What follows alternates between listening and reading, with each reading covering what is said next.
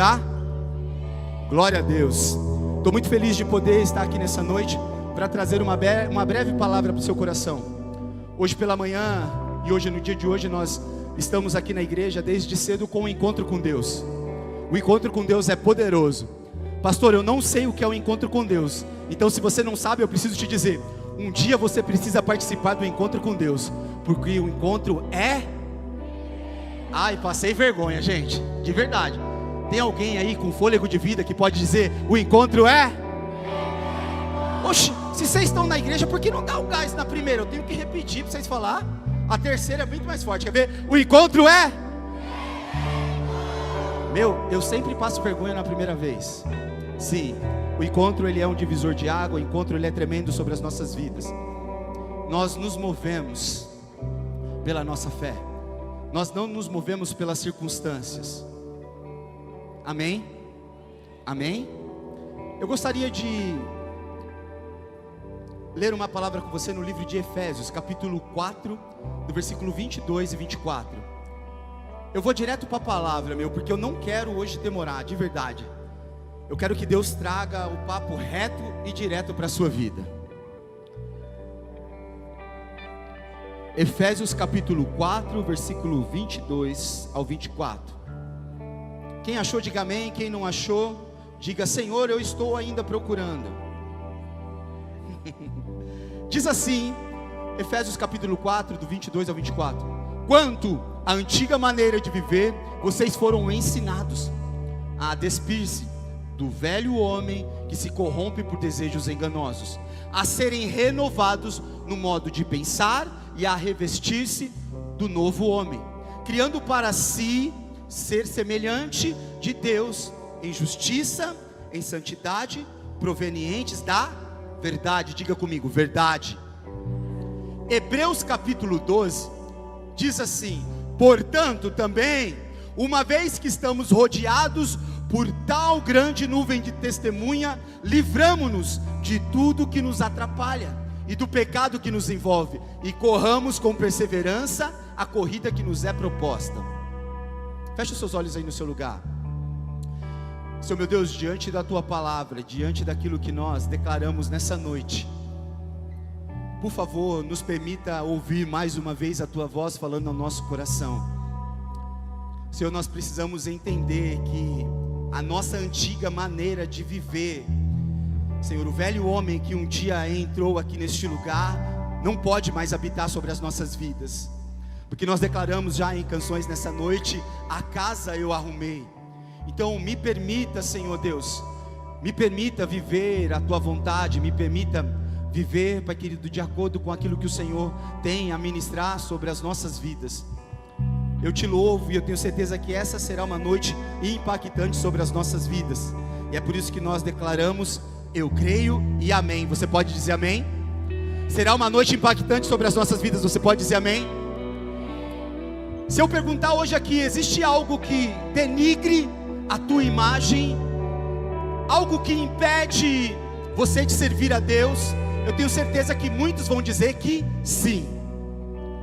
Existe algo, se você parar e pensar por alguns segundos, ou talvez pensar por alguns minutos, existe algo que impede você de se aproximar de Deus? Algo que impede você de ter uma vida de relacionamento, intimidade, santidade com Deus, coisas que são uau, top. Eu tenho certeza que muitos aqui irão dizer que algo atrapalha a minha vida, algo nos rodeia, algo nos tira da presença de Deus. E esse algo que nos rodeia, que nos tira da presença de Deus, eu e você pode até não concordar comigo, mas existe algo que nos atrapalha. E esse algo é o pecado. Diga comigo, pecado.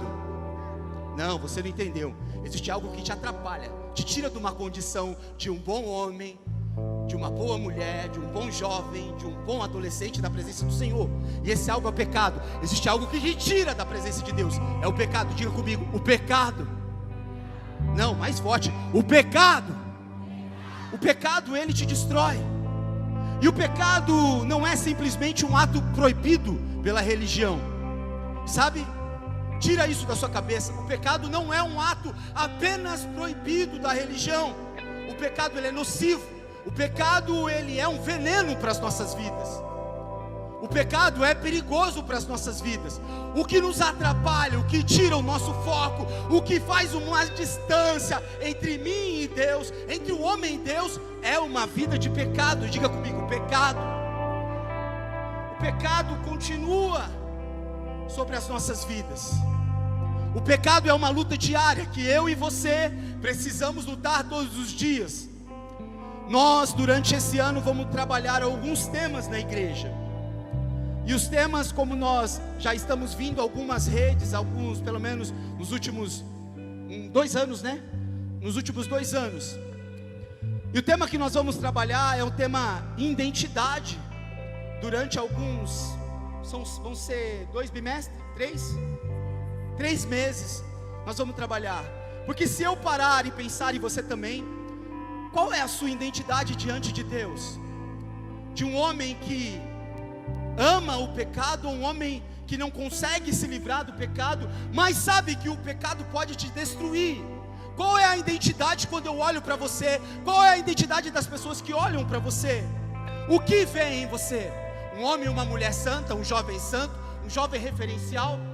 Então a nossa identidade diante de Cristo não é simplesmente ou somente aquilo que Cristo te vê. Isso é o principal, mas também é o que as pessoas estão enxergando em você. Qual é o estilo de vida que você carrega? Será que você carrega um estilo de vida de santidade? Você está entendendo onde eu estou querendo chegar? Tem alguém aqui que está comigo? Eu vou ser rápido.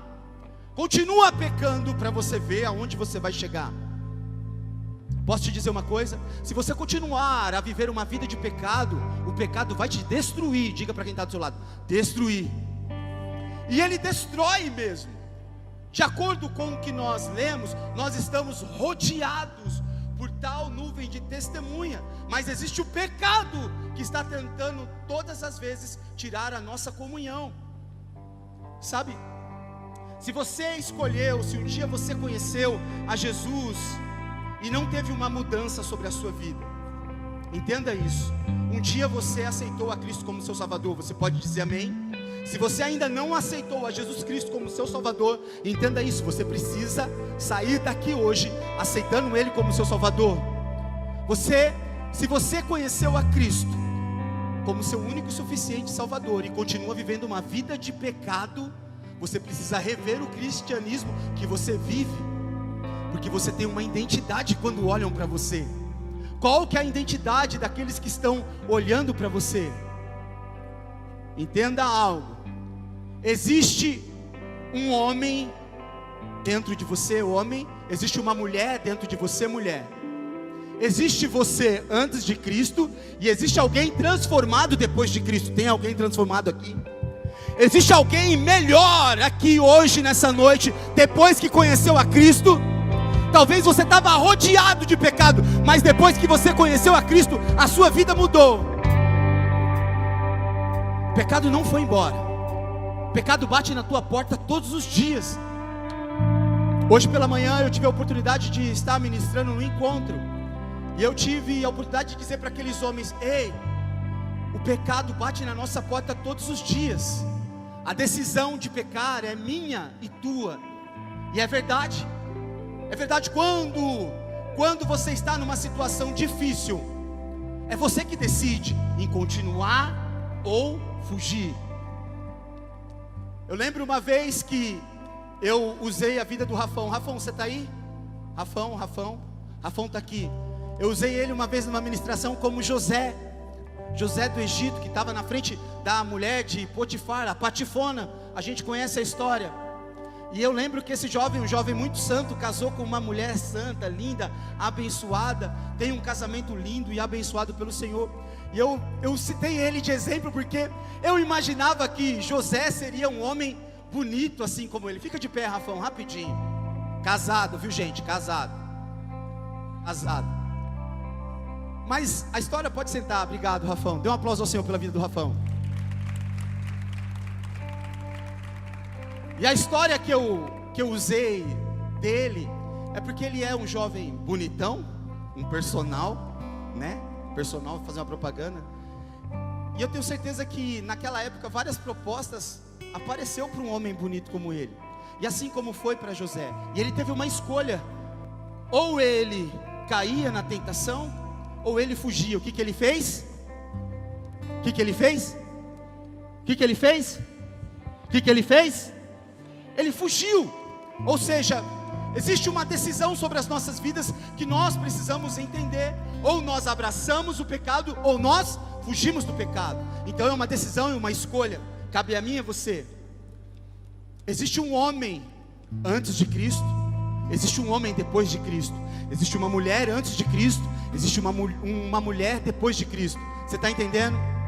Eu não estou dizendo que você não irá pecar mais, mas eu estou dizendo que assim como nós estamos sujeitos a pecar, nós também estamos mais propícios a dizer não para o pecado. Mas depende de uma escolha e uma decisão minha. Diga minha. Quando eu não conhecia Cristo, eu até poderia ter uma vida de pecado. Quando você não conhece a Cristo, quantos aqui conhecem alguém fora da igreja que vive uma vida toda torta, toda errada? Eu conheço alguém que vive uma vida toda errada. Mas você pode perceber que quando essa pessoa passa a viver a Cristo, ela tenta se manter uma vida reta, uma vida justa. Nada mais e nada menos do que isso. As pessoas quando olham para mim e para você, elas vão procurar as nossas vidas, se nós realmente hoje somos um exemplo quando nós passamos a viver um verdadeiro evangelho, um verdadeiro cristianismo. Quem é o pai dessa criança? Sou eu. Rapaz, nós vai subir, se ligou, né? Esse menino só canta essa música, graças a Deus, mas ele não canta, nós vai descer, né? Alguém aqui quer descer? Ah, glória a Deus. Quantos aqui quer subir? Amém, eita glória, é isso aí, meu Deus, todo mundo quer subir. Você está entendendo o que eu estou querendo dizer? Quando eu não conhecia Cristo, eu até poderia pecar, mas hoje eu conheço a Cristo e a minha vida precisa ser diferente. Você conhece a Cristo hoje, então entenda uma coisa: a sua vida não pode ser mais a mesma. Diga, a minha vida não pode mais ser a mesma. Ah, você não pegou. A minha vida não pode mais ser a mesma. Você pode até tropeçar, você pode até estar em meio a um acidente. Quando eu tropeço, quando eu escorrego, precisa ser uma vez só, mas eu preciso voltar a uma rota e corrigir. E quando eu entendo que eu preciso voltar a uma rota e corrigir, eu entendo que isso se chama arrependimento. Eu e você, nós estamos sujeitos a pecar. Você está entendendo? Eu e você, nós estamos sujeitos a pecar. Nós pertencemos a um mundo, estamos rodeados de coisas do mundo, no qual nós podemos cair em tentação. Quantos estão entendendo isso? Você pode até cair em tentação, você pode até pecar, mas precisa haver arrependimento. Precisa haver arrependimento sobre as nossas falhas, sobre os nossos erros. Arrependimento precisa levar eu e você a confessar os nossos pecados. Sabe por que muitas vezes nós não temos uma vida no qual nós desejamos, e também aquilo que Deus tem preparado para as nossas vidas? Porque Deus muitas vezes está esperando eu e você abrirmos as nossas bocas e confessarmos as nossas falhas. A ministração que eu estava hoje pela manhã, ela justamente falava isso. Nós carregamos muitas coisas pesadas de pecado sobre as nossas vidas. Nós carregamos pecado de imoralidade sexual, nós carregamos pecado de mentiras, é o que nós carregamos. Se eu falar aqui quantos mentiram essa semana, alguma coisa talvez você mentiu. Se eu falar aqui quantos aqui pecaram na parte sexual, imoral essa semana, alguns aqui talvez levantariam a mão, não levantariam porque tem vergonha. Quantos eu posso dizer aqui enganou o pai ou a mãe essa semana, discutiu essa semana? Nós carregamos pecados, mas é por isso que nós entendemos que quando nós abrimos a nossa boca, quando nós temos legalidade para chegar diante do Senhor, nós podemos nos arrepender e confessar os nossos pecados, para nós termos uma vida digna e abençoada diante de Deus. Você está entendendo? Cuidado com quem você anda confessando os seus pecados. Existem pessoas que talvez não precisam ouvir aquilo que você está confessando, porque talvez está no mesmo nível que você. Se você se arrependeu, confesse o seu pecado para o Senhor, confesse o seu pecado para o seu líder, para que haja cura sobre a sua vida. Você está entendendo? Porque o teu líder pode te ajudar quando você confessar o teu pecado para ele. Às vezes você está confessando o seu pecado para alguém que está no mesmo nível que você. Ah, amiga, sabe que é? Meu namorado, sei lá, meu crush, sei lá como você está falando. Ela está no mesmo nível que você. Mas a tua líder, ela tem aquilo muitas vezes que talvez você não tenha. Intimidade com Deus, ela pode te entender, ela pode te orientar, ela pode te direcionar. Cuidado com quem você está confessando o seu pecado, porque você tem se arrependido, mas não tem confessado. Muitas vezes nós pecamos, erramos, e nós precisamos pedir para que o Senhor nos limpe, nos cure, nos purifique. Você está entendendo? Está entendendo? Existe um abismo quando nós pecamos. Existe um abismo quando nós pecamos. Não adianta, quando existe um pecado sobre as nossas vidas, não adianta nós acharmos que eu pequei hoje, não confessei, não me arrependi e eu tenho intimidade com Deus. Existe um abismo quando nós pecamos. Quando eu e você nós pecamos, nós ficamos à beira de um abismo e numa distância muito longe daquilo que é bom, daquilo que é parte de Deus. Por nós não confessarmos, muitas vezes nós corremos risco à beira de um abismo, porque nós estamos distante daquilo que nos é proposto. Eu e você, jovem, maduro, adolescente, eu e você, nós devemos confessar os nossos pecados e nos arrependemos e impedir qualquer abismo sobre as nossas vidas.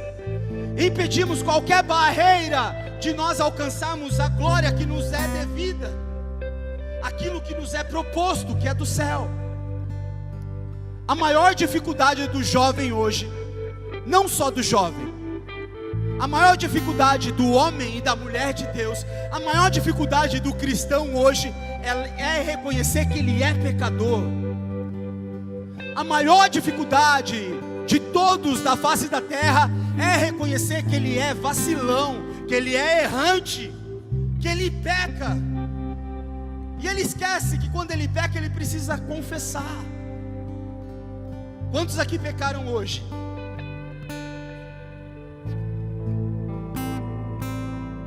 Eu levantei, eu acho que eu pequei. É isso mesmo, Cleito, levanta as pernas. Eu levantei, eu acho que eu pequei. Pastora Karina hoje deve ter brigado comigo. Pecou também. Nós pecamos. O nosso maior problema é não reconhecer que nós precisamos nos arrepender e pedir perdão. A nossa geração, entenda isso, nós vivemos em uma geração que é a geração mais corrupta que existe na face da terra. Eu acredito que nós estamos nos piores dias da humanidade como geração. Nós vivemos em um tempo onde a nossa geração ela é amante de si mesma, amante de si própria, sabe, presa às próprias vontades, aos prazeres dessa carne. Essa é a nossa geração. Você acha que todo mundo, aquilo que você olha no Instagram é aquilo que vive? Você acha que todo mundo que está no Facebook, que está no TikTok é aquilo que vive? Se você for a fundo, história de várias pessoas, existem pessoas que mostram aquilo que não são amantes de si mesmos, vivem pelos prazeres dessa terra, mas não tem uma vida feliz. Mas aqui é muito fácil ser aquilo que não são. Ó, os irmãos, não, pastor, dá para mim. Sabe, essa geração que nós estamos vivendo nos preocupa, me preocupa. A questão é quem nós somos nessa geração, quem você é nessa geração. Quantos aqui querem ganhar todos à sua volta? Querem ganhar todos os seus familiares, todos os seus amigos, todos aqueles que trabalham com você? Quem é você? Quando estão olhando para você, alguém que arrepende, alguém que confessa, alguém que realmente está diante do Senhor. Sabe, muitas vezes eu e você, nós somos chamados para viver um grande propósito sobre as nossas vidas, mas nós negamos viver o chamado e propósito de Deus sobre as nossas vidas. Nós muitas vezes vivemos pelo nosso próprio propósito, por aquilo que nós queremos, e não pelos valores e princípios que Cristo quer que você viva. Sabe, lamentavelmente, tem surgido uma geração de crentes, de homens e mulheres que servem a Cristo. Existe isso. Ai, pastor, existe isso. Lamentavelmente, existe uma geração nessa terra que acha que pode servir a Cristo sem uma vida de santidade, sem uma vida de intimidade. É impossível servir a Cristo sem uma vida de santidade. É impossível servir a Cristo sem uma vida de intimidade. É impossível você servir a Cristo com uma vida de pecado sem renúncia. É impossível você servir a Cristo sem você confessar todos os dias que você erra, que você falha e que você está arrependido. É impossível, meu amigo e minha amiga. Vira para quem está do seu lado e fala: é impossível. E essa é a geração. Acham que é possível estar na presença de Cristo, do Senhor, sem abandonar o pecado e as práticas do mundo. Essa palavra, ela é extremamente necessária para esse tempo, porque todos os dias eu e você precisamos acordar, entendemos que nós precisamos confessar os nossos pecados, nós precisamos nos arrepender dos nossos pecados. Eu ouvi uma frase e eu fecho aqui. Nossa, pastor, mas já. Eu ouvi uma frase e eu citei essa frase essa semana algumas vezes para mim não esquecer. Eu não sei se você já ouviu, mas essa frase diz assim: aquilo que não me transforma me destrói. Aquilo que não te transforma está te destruindo. É uma frase simples, uma frase exata sobre as nossas vidas e de fácil entendimento. O pecado tem o poder de te transformar. O pecado tem o poder de te transformar. Vou explicar mais uma vez. O pecado tem o poder de te transformar. Olha a conta. Pecado mais pecado é igual a. Pecado mais pecado é igual a. Não tem poder de te transformar. Pecado mais pecado te destrói. Cristo tem o poder do quê? De te transformar. Cristo mais Cristo te transforma. Cristo mais Cristo te leva a grandes realizações sobre a sua vida. A matemática é simples. Ou você é transformado por aquilo que você quer, ou você é destruído por aquilo que você vive. Então deixa eu te dizer uma coisa, meu irmão. Hoje, nessa noite, vai sair daqui jovens avivados, cheios de Cristo, capazes de fazerem a diferença sobre essa terra, porque o pecado não tem poder sobre aqueles que realmente querem viver a Cristo. Se você quer viver para Cristo, se coloque de pé no seu lugar e declare comigo assim: eu quero viver uma nova vida em Cristo. Eu quero fugir do pecado todos os dias. Abaixa para mim. Ô abençoado, você não está entendendo. Quando eu tiro o boné eu fico bravo. Eu fico igual o Rodrigo, cabeludo. Alguns entenderam. Ainda bem que a Mitty não está aqui. A Mitty está ali, ai meu Deus do céu. Mitty, eu estou brincando com seu marido. Nessa noite você tem a oportunidade, porque talvez você pecou hoje e você ainda não pediu perdão para Deus. Você tem a oportunidade de sair daqui, deste lugar, com a tua boca, confessando aquilo que pode mudar a sua vida.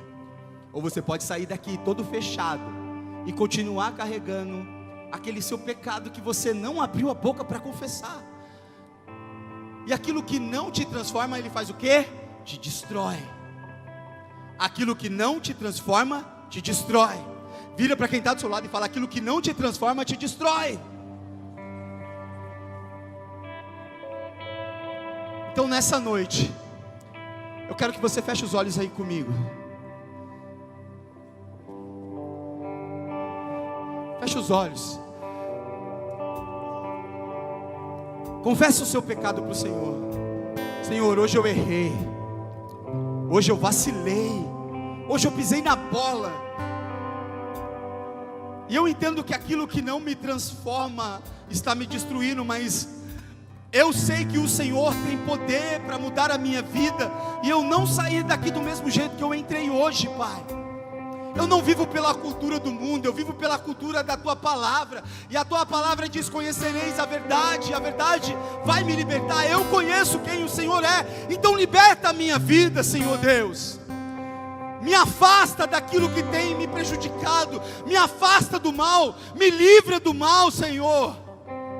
Porque eu não posso carregar uma vida de pecado sobre a minha vida. Essa não é a minha identidade, porque uma vez eu levantei a minha mão para aceitar o Senhor como meu Salvador, então todo mundo sabe que eu sou cristão. Então a minha identidade, o meu caráter está relacionado com a Tua imagem e semelhança. Eu não posso ser um homem, Pai, pecador. Existem mulheres aqui que não querem mais ser, Pai querido, pecadoras diante do Senhor.